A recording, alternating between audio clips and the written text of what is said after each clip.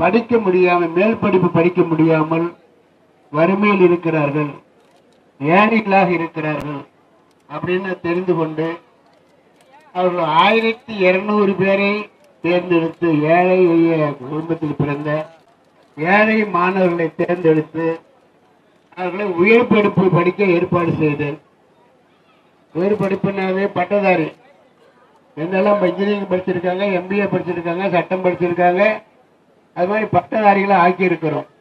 அந்த குடும்பங்கள்லாம் இன்னைக்கு ஏழை குடும்பத்தில் மேல் படிப்பு படிக்க முடியுமா என்று மக்கள் எதிர்பார்த்திருந்தனாலே அத்தனை பேர் இன்னைக்கு 1200 பேர் படிச்சிருக்கிறாங்க, பட்டதாரி ஆகியிருக்கிறாங்க, வேலைக்கு போயிருக்கிறாங்க.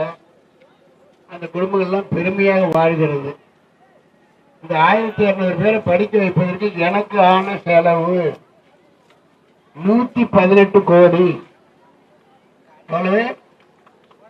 இந்த கோடினாலே மக்கள் அரசு கூட பாருங்க, சென்ட்ரல் கவர்மெண்டே 17 கோடி தான் கொடுக்குது.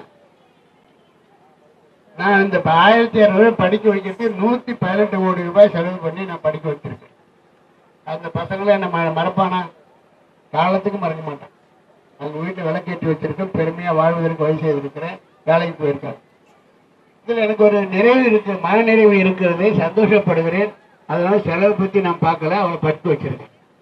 இப்ப 2வது முறையா உங்ககிட்ட வந்திருக்கேன். எங்கேயும் இந்த 2024 வாக்கு கொடுங்க நீங்க கேட்க வந்திருக்கிறேன். கேட்க வரும்போது அன்னைக்கெல்லாம் அவரை சொல்லிங்களே இப்பதான் செய்யக்கூடாது என்று கேட்பது நினைவு இருக்கிறது. அந்த வகையில் இன்னும் ஒரு வாக்குறுதியை கொடுக்கிறேன். அதுதான்